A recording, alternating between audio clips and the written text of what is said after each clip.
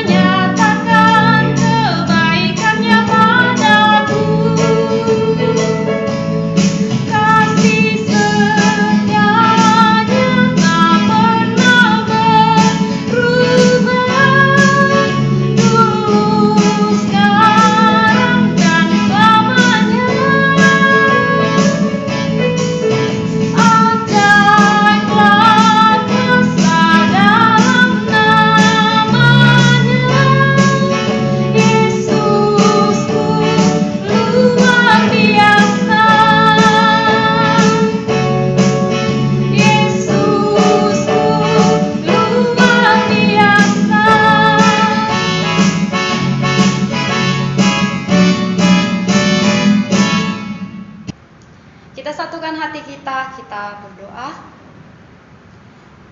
Allah Bapa kami yang bertata di dalam kerajaan sorga, terima kasih Tuhan atas kebaikan, kemurahan hati Tuhan, kasih karunia Tuhan yang boleh kami rasakan pada pagi hari ini. Tuhan masih memberikan kami nafas kehidupan, kesehatan, kekuatan yang baru, sehingga kami Tuhan boleh bersama-sama memulai ibadah kami pada pagi hari ini, walaupun dalam situasi virtual. Sebentar Tuhan Yesus, kami akan mendengarkan sebagian dalam firman-Mu. Biarlah Tuhan yang memberkati setiap hati, pikiran kami, khususnya anak didik kami yang pada saat ini masih belajar melalui daring, yaitu berada pada saat ini di rumah. Biarlah Tuhan yang tetap memberkati mereka, Tuhan yang memberikan semangat kepada mereka. Bapa yang baik, kami adalah manusia yang penuh dengan dosa. Ampuni kami Tuhan atas segala dosa dan pelanggaran yang kami perbuat, agar tidak terhalang berkat kasih karunia Tuhan yang akan Tuhan berikan kepada kami. Hanya di dalam nama anak-Mu Tuhan Yesus Kristus kami telah berdoa dan mengucap syukur. Amin. Sebelum kita mendengarkan firman Tuhan yang akan disampaikan oleh Bapak Julandri, mari kita bernyanyi Jalan Tak Terselami.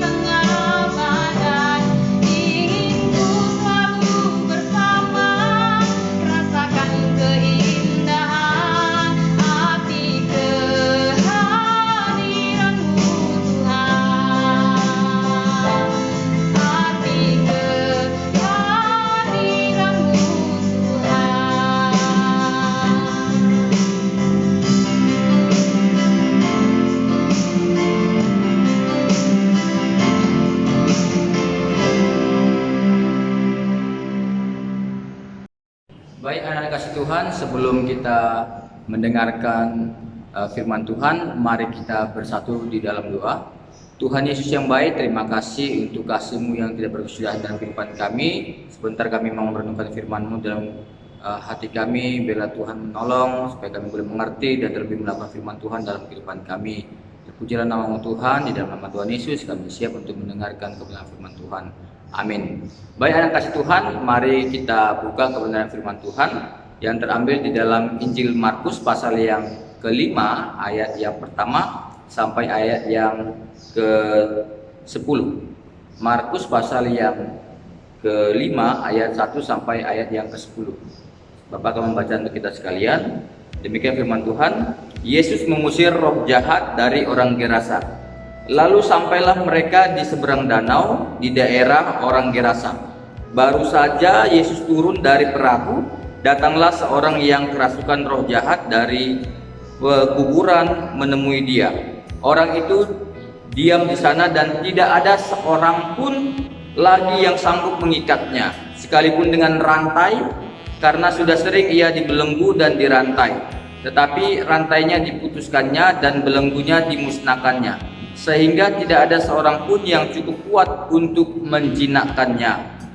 Siang malam ia berkeliaran di pekuburan dan di bukit-bukit sambil berteriak-teriak dan memukuli dirinya dengan batu. Ketika ia melihat Yesus dari jauh, berlarilah ia mendapatkannya lalu menyembahnya. Dan dengan keras ia berteriak, "Apa urusanmu dengan aku, hai Yesus, anak Allah yang maha tinggi? Demi Allah, jangan siksa aku." Karena sebelumnya Yesus mengatakan kepadanya, "Hai engkau roh jahat, keluar dari orang ini." Kemudian ia bertanya kepada orang itu, "Siapa namamu?" Jawabnya, "Namaku Legion, karena kami banyak." Ia memohon dengan sangat supaya Yesus jangan mengusir roh-roh itu keluar dari daerah itu. Puji nama Tuhan, berbahagialah kita yang membaca, merenungkan dan melakukan kebenaran firman Tuhan dalam kehidupan kita. Nah, anak-anak kasih Tuhan, tema kita pada pagi hari ini yaitu Yesus berkuasa atas roh jahat. Yesus berkuasa atas roh jahat. Nah, ini menarik sekali ya kalau berbicara tentang okultisme ataupun roh-roh jahat.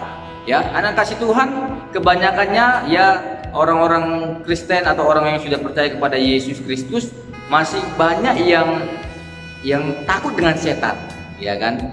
Kalau ditanya ataupun diajak, berani nggak kamu kalau kamu itu pergi ke sana, ke tempat yang gelap itu, ya dites keberanianmu, berani nggak? Ya, sangat susah ataupun masih banyak yang takut ya. Di dalam kegelapan ya, kalau sendiri pasti takut setan gitu ya kan. Di sini siapa anak-anak yang masih takut seperti itu, takut kegelapan, setan gitu ya kan. Sebenarnya agak lucu, aneh ya, masa kita sebagai orang percaya takut dengan setan gitu, padahal dalam firman Tuhan mengatakan roh yang ada di dalam diri kita lebih besar daripada roh yang ada di dalam dunia ini, ya kan? Tetapi masih ada yang lucu, takut dengan setan gitu. Harusnya setan yang takut dengan kita, ya, karena roh yang di dalam diri kita lebih besar dan kita mempercayai Yesus yang berkuasa ya atas segala dunia ini, atas segala roh-roh yang ada di dalam dunia ini. Jadi harusnya kita berbangga, harusnya kita berani, ya kan? Nah, di dalam teks firman Tuhan pada pagi hari ini ya anak-anak Bapak, kita bisa belajar bagaimana ya bisa kita meyakini Yesus berkuasa atas roh jahat. Yesus berkuasa atas roh jahat. Nah, kita perhatikan di dalam ayat yang ke-6 ya. Bagaimana di sini kita lihat ketika orang kerasukan ini yang ada di Gerasa ya melihat Yesus. Perhatikan orang yang kerasukan ini dia sedang mengalami satu dia kerasukan setan ya, yang bagaimana sampai pada ketika dia melihat Yesus ya, orang yang kerasukan setan ini sampai ibaratnya setan pun juga bisa langsung datang kepada Yesus ya, Dan kita lihat di ayat yang ke-6, ketika ia melihat Yesus dari jauh, ya berlarilah ia mendapatkannya lalu menyembahnya. Perhatikan di sini ada kata menyembahnya.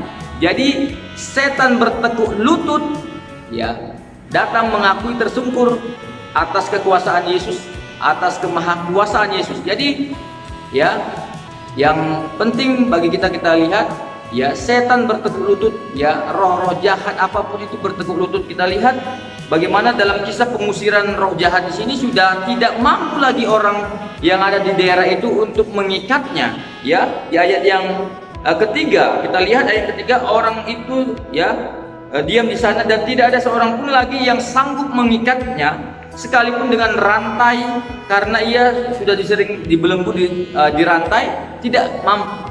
Ya, bagaimana, ya, kekuatan kalau orang udah kerasukan itu sudah dimasuki oleh roh jahat, kekuatannya super power, ya, tidak bisa mampu ada orang menahannya. Kalau udah ada kerasukan, jangan coba-coba, ya, kalau ada orang kerasukan setan, ya, kita bisa nanti dihantamnya. Ya, untuk pengusiran roh jahat pun juga, ya, memang secara khususnya juga jangan, kalau berdoa jangan tutup mata, karena tiba-tiba aja nanti pukulan bisa mendarat di muka kita. Nah, anak-anak kasih Tuhan, jangan lupa di sini kita lihat orang tersebut dirasuki oleh roh jahat, ya, sampai kepada titik dia di mana orang itu tersungkur di hadapan Tuhan. Bagaimana dia ketakutan, ya, roh jahat ini ketakutan, dia akan dilenyapkan dari daerah itu, dia akan dihancurkan dari daerah itu, ya. Padahal di sini kalau kita lihat dia sangat puas, dia sangat puas, ya, susah untuk dijinakkan, ya. Kalau kita lihat bagaimana kalau sudah manusia sudah keras. Nah, anak kasih Tuhan, bagaimana, ya, kita bisa melihat kebesaran Tuhan dan kekuasaan Tuhan yang luar biasa, ya, di dalam kehidupan kita melihat kuasa Tuhan itu tidak dibatasi, ya, dari segala roh-roh yang ada di dalam dunia ini. Ya, ketika kita lihat orang yang kerasukan ini, yang sampai, ya, orang yang kerasukan ini datang tersungkur, ya, setan itu pun dia tertunduk, menyembah, mengakui kebesaran Tuhan, kekuasaan Tuhan. Ya, yang kedua kita lihat di sini bagaimana, ya, setan yang dia kalau ditanya siapa namamu, Tuhan menanya, ya, Tuhan Yesus menanya, siapa namamu, ditanya dan dijawab akhirnya aku Legion. Nah, anak kasih Tuhan, kalau dilihat dari arti namanya, ya, bukti yang kita bisa lihat identitas roh jahat ini ditata di dalam ayat yang ke-9, ya, Tuhan Yesus menanya dan dikatakan Legion karena kami banyak. Nah, kata legion ini, ya, suatu istilah militer yang berarti suatu pasukan yang besar. Jadi bukan main-main ini, ya. Yang kerasukan setan ini, satu orang yang kerasukan setan ini, ya, dia dihinggapi banyak setan, ya. Ada sekitar, kalau diperkirakan sekitar 6.000 prajurit, ya. Legion itu pasukan yang besar, ya, kurang lebih 6.000 prajurit yang menghinggapinya, sehingga ya pasti sangat susah untuk dijinakkan, sangat susah, ya. Dia dirantai, dibelenggu, ya, tetap dia bisa menghancurkan rantai itu. Nah, tetapi, ya, Tuhan Yesus di sini, ya, bukan hanya berhadapan satu setan saja, berarti lebih banyak, ya, 6.000 pasukan setan. Nah, makanya, ya, kita lihat di sini di ayat yang ke-10 sampai 13, roh jahat itu memohon kepada Yesus supaya jangan mengusir mereka dari daerah itu. Yang setan itu takut untuk dikeluarkan dari daerah itu. Nah, anak kasih Tuhan, ya, bagaimana roh itu ada bermohon, ya. Di sini kalau orang bermohon berarti mengakui ketidakmampuannya, mengakui kekurangannya, kelemahannya, ya, sampai setan berani memohon, ya, mengemis sama Tuhan. Bagaimana Tuhan, kalau bisa janganlah engkau keluarkan kami dari daerah ini, ya. Ya, walaupun, ya, kalau dilihat dari drama dialog cerita ini sebenarnya agak lucu juga, ya. Kok Tuhan menjawab ya setan ini gitu, kasih jawaban dalam arti memberikan ya permohonannya gitu, ya mengabulkan permohonan setan ini. Kenapa nggak dimusnahkan saja? Tapi memang belum waktunya ya ini roh-roh jahat itu akan dilenyapkan. Nanti akan tiba pada kesudahannya, segala kuasa-kuasa roh jahat teritorial yang ada itu akan dimusnahkannya. Nah, anak kasih Tuhan, ya ini bukti yang bagaimana ya kekuasaan Tuhan, ya ketika Tuhan berkata bahwasanya pindahlah kepada babi-babi itu, maka ya setan itu pun keluar dari manusia itu dan pindah ke babi-babi itu. Nah, anak kasih Tuhan, kalau ini yang mungkin ya yang agak unik ya, kenapa ada orang yang nggak suka makan daging babi gitu kan, bilang ya itu karena babi banyak setannya, karena setan ini mungkin. Tetapi tidak demikian, ya daging babi itu masih enak, ya daging babi itu luar biasa, apalagi kalau dipanggang ya kan. Nah, jadi tidak ada kaitannya antara babi dengan setan ya, walaupun dalam cerita ini ya setan itu ditaruh di babi-babi dan akhirnya babi-babi itu melompat dan bunuh diri, dia ke jurang gitu ya, habis berapa ekor babi ya, yang sampai pada akhirnya ya inilah yang lucunya, para penjaga babi, yang pemilik babi itu memarahin Yesus ya, karena pikiran mereka lebih berharga itu babi-babi yang ribuan babi itu daripada satu jiwa manusia. Tapi Tuhan Yesus mempunyai prinsip lebih berharga satu manusia, satu jiwa manusia ya, dibandingkan dengan ribuan babi yang ada ya. Nah, anak kasih Tuhan, di dalam bukti yang terakhir kekuasaan Yesus yang berkuasa atas setan itu kita lihat di dalam ayat yang ke-7 ya. Bukti terakhir yang adalah pengenalan dari roh jahat ini. Jadi roh jahat ini, legion ini, mereka mengenal siapa Yesus. Yesus adalah Allah, anak Allah yang maha tinggi. Di ayat yang ke-7, apa urusanmu dengan aku, hai Yesus, anak Allah yang maha tinggi? Demi Allah, jangan siksa aku. Nah, ini bagaimana ya tindakan orang dari kerasukan ini ya, bagaimana dia tahu siapa ya, Yesus. Yesus bukan hanya manusia 100% saja, tetapi Yesus adalah Allah yang maha tinggi ya, punya kemahakuasaan yang luar biasa. Nah, anak-anak kasih Tuhan ya, orang yang kerasukan tersebut atau setan itu mengenal ya Yesus, yang mengakui bahwasanya Yesus adalah Allah yang maha tinggi, dan bagaimana suatu penekanan terhadap pengagungan Allah, kekuasaan Allah, bahwasanya segala sesuatu ya itu diciptakan oleh Allah ya, sampai bagaimana itu terjadi ya Tuhan izinkan ya, setan itu bisa ada, itu Tuhan izinkan, tetapi bukan berarti bahwasanya Tuhan menciptakan setan, tidak. Tuhan tidak pernah menciptakan kejahatan, Tuhan tidak pernah menciptakan setan. Tapi itu karena ya keinginan yang salah.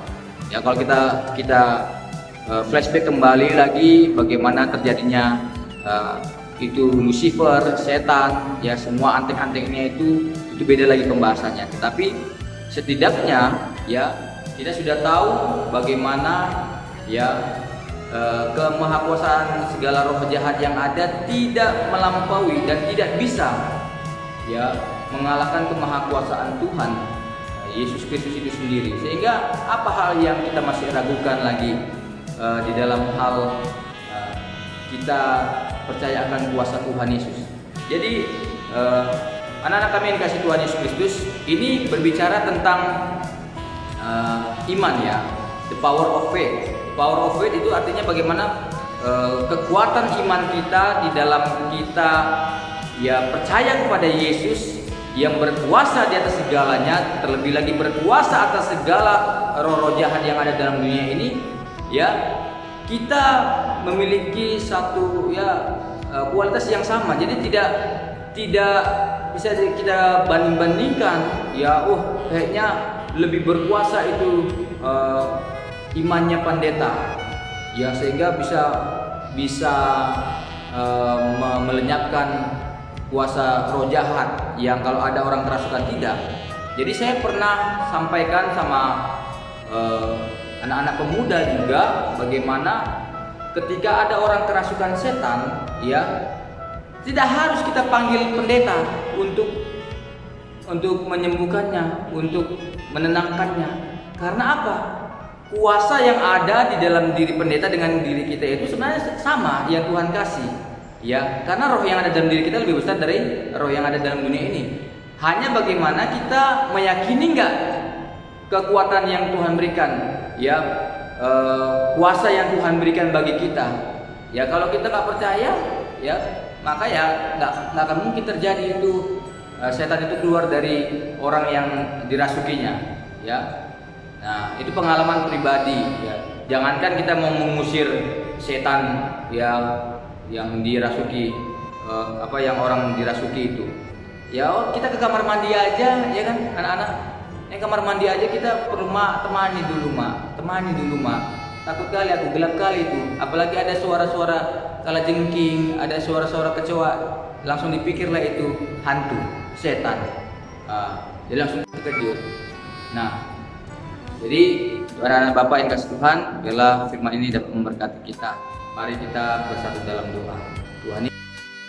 Baik anak kasih Tuhan, kiranya renungan firman Tuhan pada pagi hari ini dapat menolong kita untuk kita bisa boleh melakukan di dalam kehidupan kita untuk memuliakan nama Tuhan. Biarlah firman Tuhan ini bisa menjadi kekuatan juga dalam kehidupan kita. Mari kita akhiri dalam ibadah kita pada pagi hari ini. Kita mohon pertolongan Tuhan dan kita mohon pimpinan Tuhan dalam kegiatan kita sepanjang hari ini. Kiranya Tuhan yang menyertai kita. Mari kita bersatu di dalam doa. Bapa yang baik, Bapa yang bertata di kerajaan surga, terima kasih. Engkau sungguh baik Tuhan. Engkau Allah yang berkuasa di atas segala kuasa roh-roh yang ada dalam dunia ini, dan Engkau yang menang di dalam segalanya Tuhan. Dan Tuhan tolong kami supaya kami boleh tetap percaya dan kami meyakini bahwasanya roh yang ada dalam diri kami lebih besar daripada roh yang ada dalam dunia ini, sebab Engkau yang menyertai kami, yang menolong kami. Kami boleh menang atas segala roh-roh yang ada dalam dunia ini dan segala kuasa maut apapun itu Tuhan. Terima kasih, dan biarlah Tuhan menolong kami, menyertai kami untuk anak-anak kami Tuhan, memberkati dalam pendidikan mereka, baik anak-anak kami yang sedang menghadapi ujian, anak-anak kami yang dalam belajar. Engkau memberkati masa depan mereka, dan juga Tuhan memberkati guru-guru yang mengajar, berikan hikmat, kebijaksanaan, kesabaran para karyawan dalam bekerja. Tuhan memberkati, dan demikian juga Tuhan para orang tua murid kami, Engkau yang juga yang menolong dan memberkati dalam usaha pekerjaan mereka, sehingga biarlah Tuhan yang dimuliakan dalam semua itu. Kami berdoa untuk penerimaan siswa baru di Sekolah Kristen Kalam Kudus Medan. Biarlah juga Tuhan yang menolong segala rencana kami, segala yang kami persiapkan itu boleh memuliakan nama Tuhan. Dan terlebih Tuhan, Engkau membawa menolong jiwa-jiwa boleh datang kepada Engkau ya Bapa. Terlebih Tuhan di sekolah kami, supaya kami boleh dapat didik kepada jalan kebenaran Tuhan di tahun ajaran yang baru ini Tuhan. Terima kasih Bapa, memberkati seluruh kehidupan kami sepanjang hari ini ke dalam tangan pengasihan Tuhan. Di dalam nama Tuhan Yesus Kristus kami berdoa dan mengucap syukur. Amin. Baik anak kasih Tuhan dan Bapak Ibu Saudara sekalian, selamat pagi, selamat beraktivitas. Tuhan Yesus memberkati kita. Shalom.